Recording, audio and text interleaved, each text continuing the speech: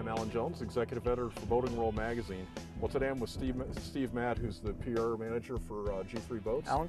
We're aboard the Angler V185F. I'll tell you what, we were looking at this front deck earlier, and we've got a lot going on here. What's happening?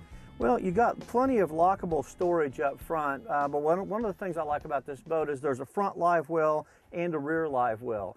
There's also a massive rod locker system built into the bow of this boat. And if you combine the locker system that is in the gunnel with the locker system here, you have a total rod storage for 16 rods, long, nice, big rods. So this is a boat for serious fishermen, right? Yeah, I kind of call this a big water boat for big fish. And as we move through the boat, you'll see some of the features why I think this is a really great boat for big water and big fish. I like having the Charger up here. That's a great idea. But let's take a look at the helm and see what we have. Sure. Well, Steve, I love the fisherman's driving office here. Tell me what we have. Well, what we have is a captain's chair that is air cushioned ride.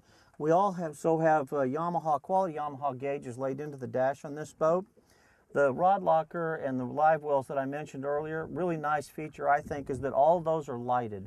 So if you're out night fishing and you've got bait or you've got a fish in the back, you can hit a switch with a light and check on the fish. Or if you're looking for a specific rod in the box, you got a light to find it with. Well, I'll tell you what, some of these walleye guys are crazy. You told me you've done some walleye fishing on the circuit as well, and this boat's really set up for that rough water experience, isn't it? Yeah, it rides real high and nice, so even in choppier water. You'll notice when you drive it that it lifts good, it gets way up high above the water.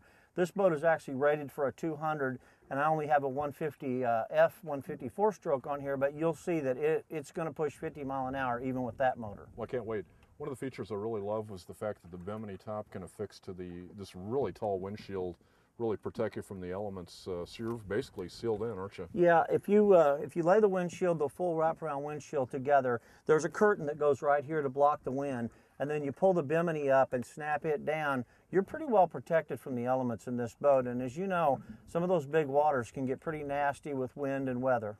I'll tell you, I'm from Florida. Any protection I can get, I'm all for it. I'll tell you what. Now, one thing I like is, anglers like to have a little fun too, and they like their tunes. So I noticed we have a nice little stereo there. Yeah, sure. When you're out fishing during the day, it's nice to have a little music or the news in the background. And this has a Sony Marine Entertainment system laid into it. It also has two 12-volt plugs in this boat, which, when I go out, I'm always plugging my cell phone in just to keep it charged. This gives you an additional 12-volt plug to plug something else in, a GPS or some other item. Excellent. Well, I'll tell you what, let's go back in the back and see what we have here. Well, I'll tell you what, up north, I notice a lot of the anglers like the trolling motor in the rear. You can accommodate that here, can't you? Yeah, absolutely. This boat is pre-wired for a 24-volt trolling motor system, and you could put one in the rear or one on the bow, or actually I've seen them in both places depending on the fishing conditions. Yeah, get that back trolling for the walleye, right? Nice. So what do we have going on here? This here is the storage for the batteries as well as some other items. And in here is one of the reasons I call this a big fish boat, because it's got a massive live well that goes all the way back underneath here. It really pumps a lot of water for, a large walleye, muskie, catfish, whatever, and would keep it alive for a long time. Man, I'd love to catch a muskie that would just barely fit in this thing. That would be a monster. Yeah.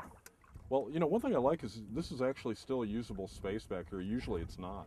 Right. There's enough space back there to put some smaller tackle boxes or things and keep them, handy and accessible for the person that's sitting in the pedestal here. Well, thanks for showing me around. Appreciate it. You bet. I hope you enjoy it.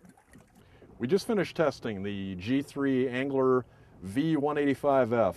It's powered by Yamaha's 150 four-stroke. Now, this boat is actually rated for a 200, but with a 150, I'll tell you what, it's a really nice package.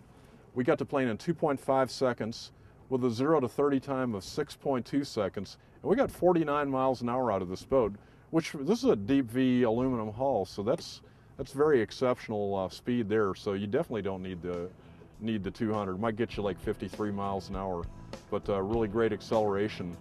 This boat handles really well. We got into a little bit of chop, and it ate it up pretty well. Didn't have anything exceptionally large, but this boat is designed for some rough water. All these guys that fish up north with these multi-species boats, they got to be able to handle just about anything.